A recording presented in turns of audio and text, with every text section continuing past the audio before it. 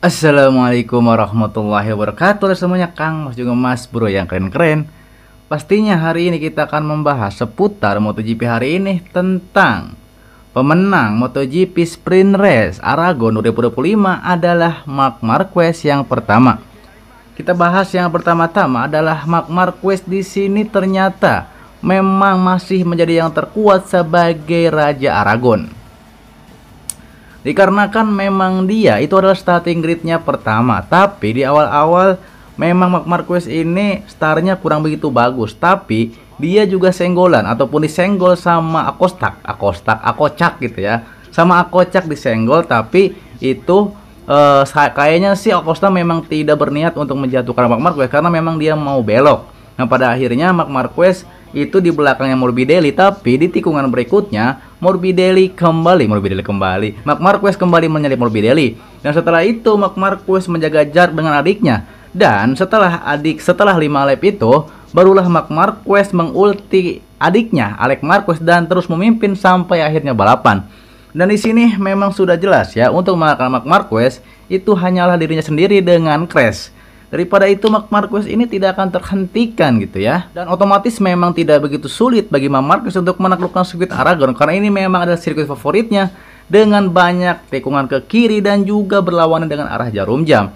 Dan memang di sini Marc Marquez tidak begitu ngepush karena memang dia mungkin strategi juga ya, menjaga adiknya untuk tetap bisa di posisi 2 setelah adiknya itu agak jauh dengan yang gap belakang itu. Ketika misalnya Alex Marquez itu sudah aman gapnya dengan pembalap lain, barulah Marc Marquez untuk menjaga adiknya, dia baru menyalip dan Alex Marquez di posisi 2. Jadi intinya di sini memang Marc Marquez sangat mendominasi. Dan nampaknya di GP besok, di GP race utama balapan panjang, Marc Marquez akan selalu mendominasi kayaknya ya. Dan memang prediksi saya sebelumnya di prediksi MotoGP Live, memang saya mengatakan pertama adalah Marc Marquez, kedua adalah Alex, yang ketiga itu antara Pecco atau Viñales. Tapi ternyata di sini Fermin Aldoger ternyata memberikan kejutan, tiba-tiba saja dia menyalip semuanya gitu, menyalip Acosta, Morbidelli dan berakhir di podium ketiga.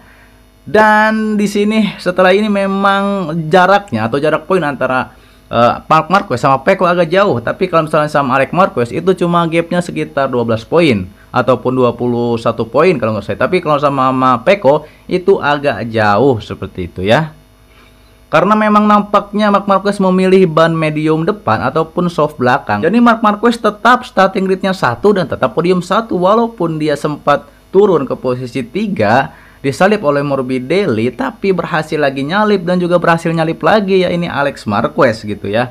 Dan ya gitu ya, ini seperti duo Marquez yang merajai ini ya, bersama satu lagi Marquez ya, ini Fermin Marquez gitu ya gitu. Jadi Marc Marquez nyaman di pucuk kedinginan ya, di gunung gitu ya, di gunung kutub utara kedinginan karena, dan di sini Marc Marquez sangat nyaman di pucuk klasemen seperti itu ya. Dan apakah nanti besok di race utamanya MotoGP di balapan panjang, apakah Marc Marquez akan gitu ya, akan ada yang mengalahkan? Kayaknya sih enggak gitu ya, sulit gitu ya, seperti itu. Dan kita bahas posisi kedua itu adalah Alex Marquez. Di sini Alex memang menjaga ritme balapnya, dia starting grid kedua. Dan otomatis dia startnya cukup bagus.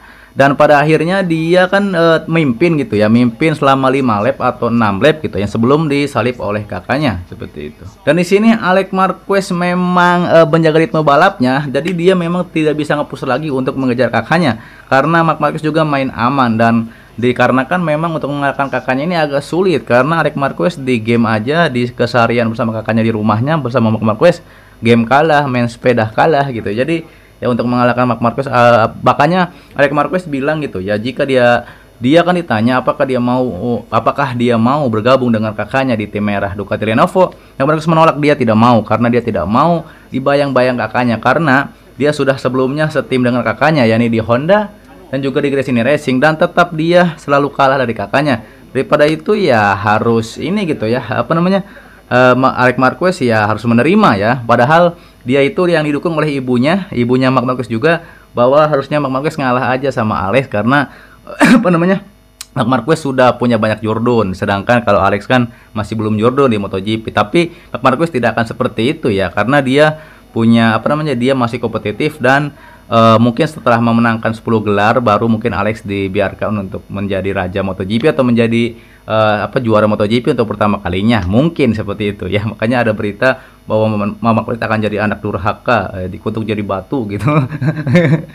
Bercanda doang, maksudnya itu mah itu mah berita media yang koar-koar yang hot gitu supaya menarik. Marquez katanya durhaka sama ibunya, padahal mah nggak gitu. Kalau misalnya di balapan ya harus tergantung skill masing-masing gitu, bukan nggak ada campur tangan keluarga gitu ya. Karena Marquez mah tetap profesional, dia ya walaupun itu adik kandungnya ya tetap disalip aja ya, karena dia ini adalah kompetisi MotoGP bukan kompetisi keluarga seperti itu. Walaupun memang di MotoGP mendominasi keluarga Marquez, tapi di kompetisi MotoGP ya tetap harus profesional seperti itu ya. Yang ketiga, yang podium 3 adalah Fermin Aldoguer ya. Aldoguer di sini membuktikan prediksi saya kan Marquez, Alex dan Pecco kalau enggak Viñales ya. Ternyata atau Morbidelli, ternyata malah Fermin Aldoguer. Ini di luar dugaan. Aldoguer bahkan memenangi battle dengan Akocak dan juga dengan si Morbidelli gitu ya, si Morbido. Jadi di sini Fermin Aldoguer kalau ada pacarnya yang cantik itu kayaknya menang terus gitu ya, gitu. Semangatnya gitu dari Fermin Aldoguer. Nah, sini Aldoguer juga mengatakan dia punya ambisi untuk menyingkirkan salah satu dari Marc Marquez dan juga Pecco gitu ya untuk 2027. Marc Marquez masih sangat kompetitif, masih sangat gacor. Ya tidak akan bisa disingkirkan oleh Fermin Aldoguer apalagi dia rookie. Kalau untuk Pecco mungkin bisa saja 2027 jika Pecco memutuskan untuk pergi dari Ducati, karena di Ducati saat ini juga Pecco seperti tertekan ataupun kena mental seperti itu ya. Jadi memang ini seperti rider Gresini Racing gitu ya. Karena kan sebelumnya seperti semuanya ini pembalap dari Gresini, karena sebelumnya memang Marc Marquez ada di Gresini bersama adiknya dan sekarang pindah ke Lenovo Merah, tapi tetap saja Marc Marquez dianggap sebagai keluarga Gresini karena Marc Marquez baru pindah tahun ini, tapi tetap saja Marc Marquez itu adalah rider Lenovo Merah seperti itu. Dan dengan ini maka sangat sengit gitu ya, sangat sengitnya. Padahal si Fermin Aldoguer ini starting grid-nya adalah ke-7, tapi dia bisa merangsek bahkan menyalip Brad Binder yang starting grid ke-6, Pedro Acosta ke-5, Pecco ke-4. Karena kalau Pecco memang malah ke belakang gitu ya, bukan ke depan. Makanya itu akan menjadi aneh, maksudnya Pecco agak gimana gitu ya, agak melempem gitu ya. Ini biasanya kan harusnya mempertahankan ritme balap. Starting grid ke-4 malah makin ke belakang gitu ya Pecco ya. Dan ketiga itu Morbidelli starting grid-nya. Dan di sini Aldoguer memang dia akan menjadi Rookie of the Year untuk tahun ini karena konsistensinya, maksudnya walaupun dia kan kadang podium di Jerez tapi nggak sering kayak Alex sama Marc Marquez. Jadi Aldoguer tapi untuk saat ini memang Aldoguer jadi Rookie of the Year karena Augura itu cedera dan Augura juga belum konsisten juga ya, karena memang dia cedera. Tapi kalau dibanding-bandingkan dengan Aldoguer, pastinya Aldoguer yang lebih baik di sini karena dia juga memakai motor Ducati seperti itu. Selanjutnya kita bahas Pecco juga. Dia berakhir di posisi 12 gitu ya, bersamaan dengan Bang Taro posisi 11 gitu ya. Dan di sini Pecco kayaknya dia salah pilih ban, mungkin ya, kayaknya salah pilih ban dan juga masalah motor ya. Karena Dasmo Sedici itu kan memang di praktis dan di kualifikasi terlihat memang ada masalah. Masalahnya pertama adalah bagian ban depan front end, ditambah lagi dengan getaran-getaran kayak belut listrik gitu ya, getaran ngegeter mulu motornya. Itu terjadi kepada motor Marc Marquez dan juga Pecco. Tapi Marc Marquez bisa gitu ya, Marc Marquez itu bisa menyembunyikan kelemahan dari motor Ducati Dasmo Sedici 25 dan menjadi gacor. Sedangkan Pecco sepertinya memang butuh settingan terbaik ya, ataupun motornya itu harus sesuai keinginan dia, baru dia bisa kompetitif dan bisa bersaing dengan Marc Marquez.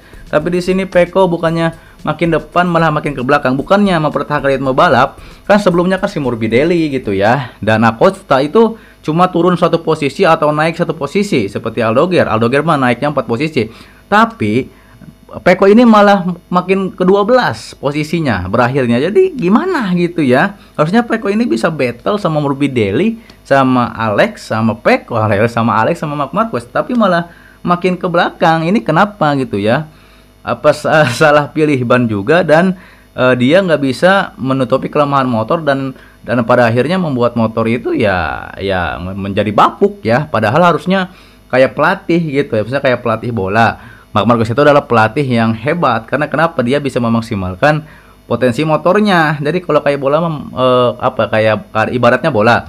Marc Marquez itu adalah pelatihnya, motornya itu adalah pemainnya. Pelatih yang hebat adalah bisa memaksimalkan potensi pemain bola itu ataupun motor tersebut, dan ini tidak bisa gitu ya, karena kan Ducati itu paling gacor kecuali memang motornya sangat bapuk, sangat jelek seperti seperti yang lagi berkembang sekarang ya, Yamaha sama Honda sama KTM yang lagi berkembang. Memang kan itu nggak terlalu gacor, tapi kan Ducati gacor gitu, walaupun ada masalah tapi harus dimaksimalkan. Apalagi motornya yang lebih banyak masalah seperti KTM, Yamaha atau Honda, jadi harus dimaksimalkan. Tapi Peko nggak bisa, yang pada akhirnya berakhir di posisi 12. Makanya di pedok tadi Peko kelihatan dia kecewa dan juga istrinya juga melamun ya, kenapa suaminya bisa seperti ini, harusnya kan bisa gacor. Tapi memang tidak sejarahnya memang Marc Marquez itu tidak akan pernah kalah dengan rekan setimnya di Honda di Gres ini, itu dia tidak akan pernah kalah. Dan Peko, jika dia tidak bisa bangkit, dia akan menjadi seperti nasibnya seperti Alex Marquez, Dani Pedrosa, Lorenzo, Paul Espargaro, yang pastinya kalah dengan Marc Marquez karena Marc Marquez lebih bersinar dan lebih gacor seperti itu ya. Tapi juga saya juga kasihan sama Peko ya. Semoga aja Peko ini bisa bangkit, walaupun sepertinya sulit.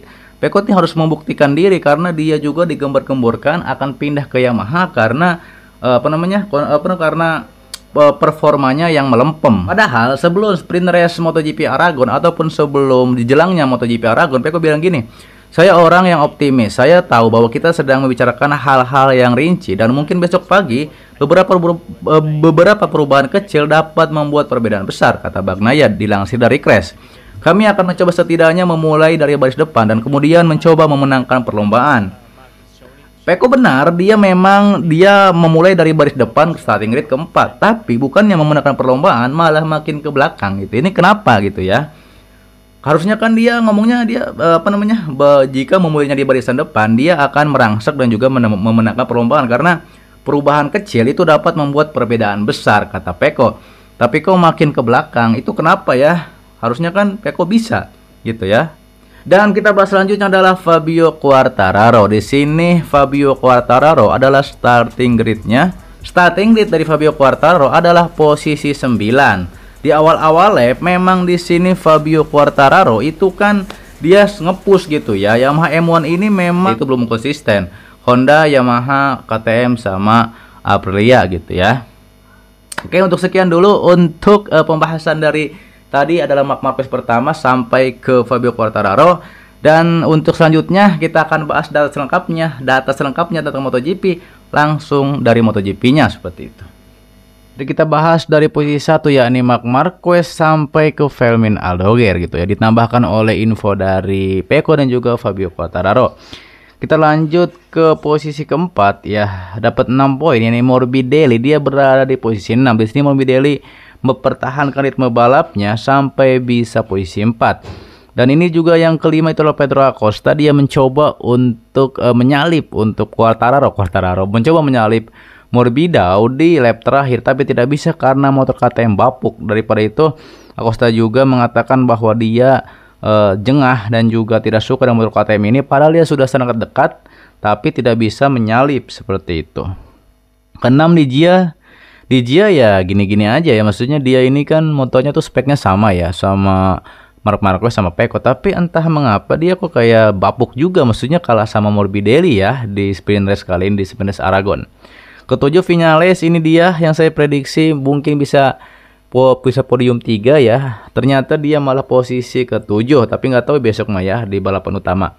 Ke-8 Bezzecchi, di sini Bezzecchi lah. Padahal Bezzecchi ini starting gridnya adalah 20, tapi dia bisa comeback dan bisa berakhir di posisi 20 gitu ya. 20 berakhir di posisi 8 yang tadinya dia posisi 20, dan ini membuktikan adaptasi Marco Bez dengan RSGP ini sudah mulai menyatu dan dia bisa melesat seperti itu ya, dari posisi 20 sampai ke 7 sampai ke 8 gitu maksudnya ya. Dan posisi 9 adalah Brad Binder. Tumbenan sekali Brad Binder masuk, padahal biasanya dia mah gak kelihatan karena dia mah rider kesayangannya KTM dia mah ya gitu. Dan terakhir itu kan posisi satu itu kan dapat 12 poin Marc Marquez, dan yang posisi terakhir yang dapat poin adalah Brad Binder dengan 1 poin, posisi 9 gitu ya. 10 adalah Raul Fernandez yang lumayan lah 10 ya. Biasanya kan dia nggak kelihatan, biasanya Ogura yang bersinar. Tapi Ogura kan lagi cedera, dan di sini Fernandez ya lumayan lah segini mah ya. Dan ini 11 Fabio Quartararo yang ngamuk-ngamuk, dan karena kerasukan hodam, dia kerasukan hodam dan motornya juga kerasukan hodam apa gitu ya. Bang Taro ngamuk gara-gara motor Mio Carbonya ini harus di bore up karena ngegeter mulu. Mungkin di dalamnya ada listriknya kegedean, apa ada belut listrik nggak tahu ya. Jadi Bang Taro ini kecewa dengan Yamaha yang padahal sebelumnya bagus bersama M1 ya, dia pole position, tapi di sini dia kayak kesulitan seperti itu ya Bang Taro. Inilah 12 Pecco yang berakhir di posisi 12, padahal dia starting gridnya adalah keempat. Dan ya gitu, Pecco harus bisa bangkit lagi untuk membuktikan bahwa dia ini tidak kalah dari Marc Marquez. Tapi sulit ya, karena Pecco harus dapat settingan motor yang perfect, yang keinginan dia, baru dia bisa bersaing kayaknya ya. 13 Jack Miller ya, Miller ya lumayan lah segini mah ya. 13, 14 Alex Rins gitu ya. Ini Alex Rins ini bapuk juga dia ya, kalah mulu sama Bang Taro dia ya, padahal dia dulu gacor di Suzuki gitu ya. 15 Miguel Oliveira, lumayan juga Miguel Oliveira ya, belum kelihatan juga. Dan ini Babang Zarco, biasanya Babang Zarco masuk 10 besar, ini mah berakhir di posisi 16. Jadi memang Honda Yamaha ini lagi berkembang dan memang belum bisa segacor Ducati gitu ya. 17 Enea ya, Enea ini yang lagi banyak diberitakan juga dia mau ditransfer, katanya dia mau dia mau balik ke Gresik ini, sudah tidak ada tempat. Dia juga diincar Pramac Yamaha dan juga diincar oleh Aprilia untuk menggantikan si Martin yang nanti pergi dari KTM, pergi dari Aprilia tahun depan. Si bapuk lagi Sapadori ya, Sapadori 18, dan pasangan sejatinya adalah Somkiat Chandra seperti biasa. Chandra selalu menjadi hore-hore dan pasangan setia dari Sapadori, karena dua-duanya bapuk gitu. Yang paling bapuk di antara paling bapuk gitu, paling jelek gitu ya, posisi buncit mulu.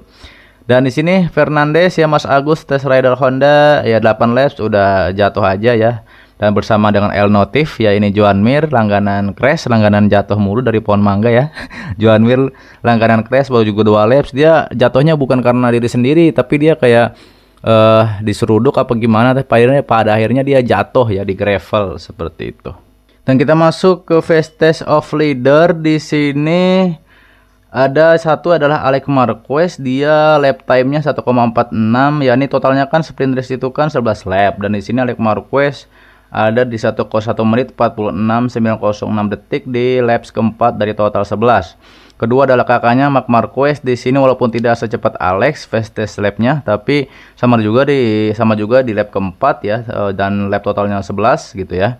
Di sini Marc Marquez memang fast test rate-nya kalah dari Alex, tapi dia menang ya karena dia konsisten seperti itu ya. Karena dia Raja Aragon, tidak terhentikan gitu ya.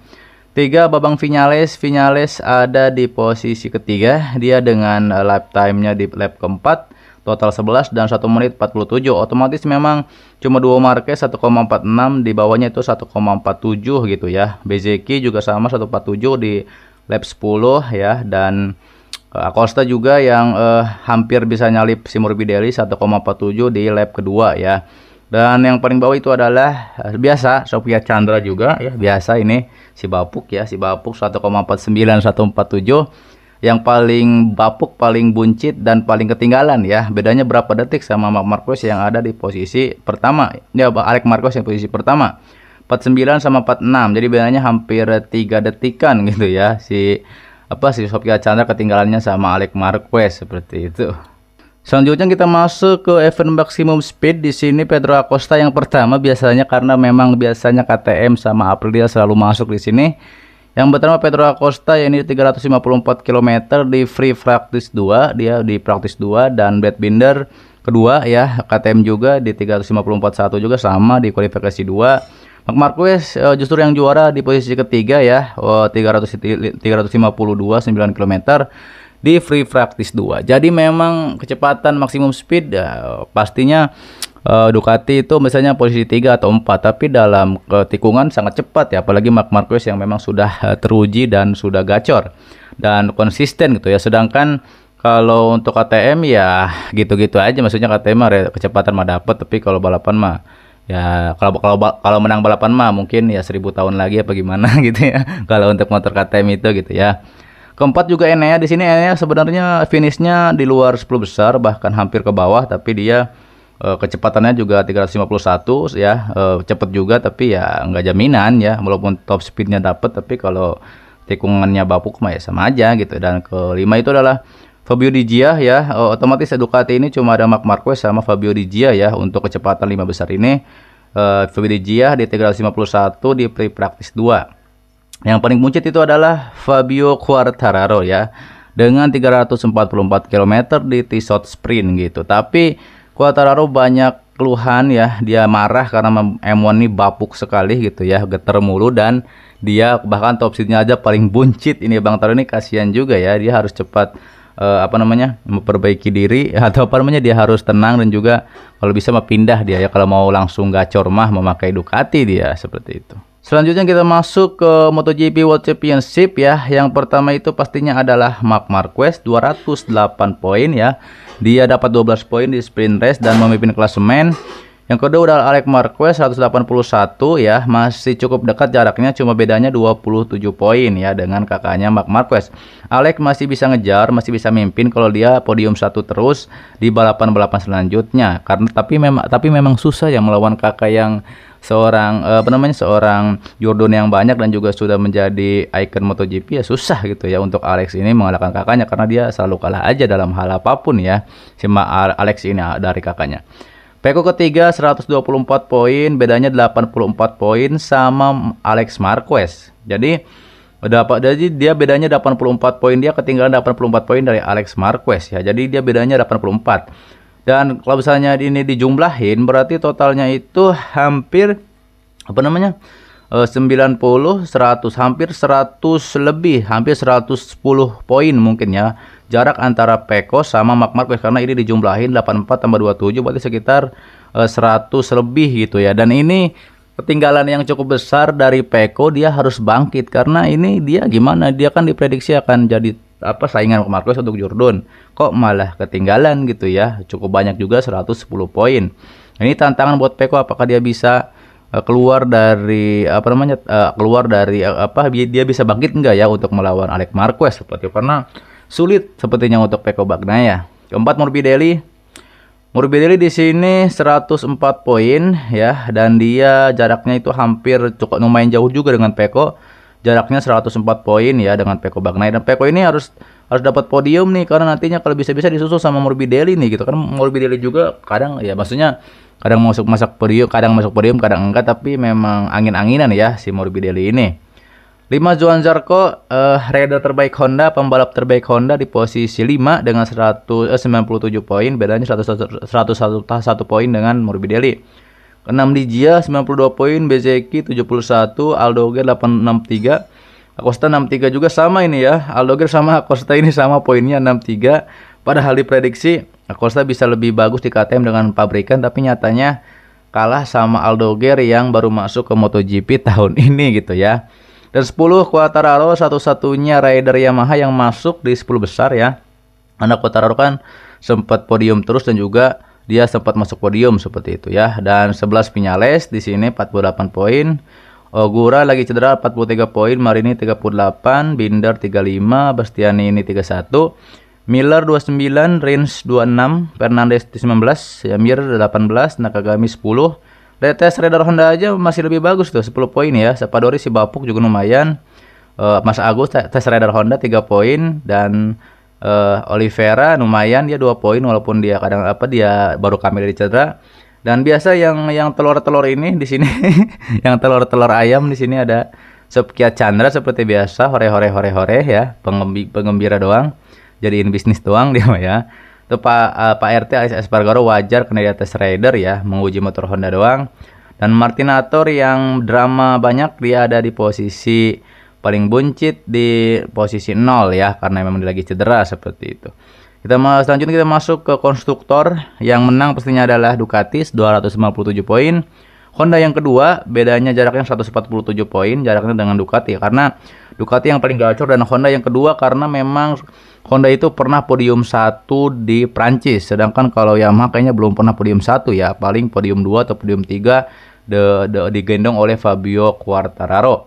Tuh ya, dan di sini Aprilia Bezzecchi karena menang ya kemarin di GP Inggris, dia nambah poin buat pabrikan jadi 95 poin gitu ya.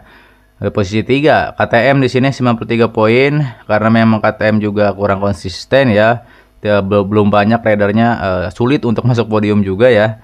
Dan di sini Yamaha memang justru yang paling bapuk juga ya. Yamaha di sini karena Yamaha otomatis digendong oleh Fabio Quartararo. Jika Fabio Quartararo kemarin menang di mana di Inggris ya, kalau nggak problem headshot atau perangkat ketinggian, dia bisa aja menang gitu. Tapi karena perangkat ketinggiannya gitu bapuk ya, dia ada di posisi 5 gitu ya. Maksudnya pabrikannya di sini Yamaha memang lagi kemarin bagus digendong sama Bang Taro, sekarang malam-malam pem lagi dan motornya banyak masalah seperti itu ya.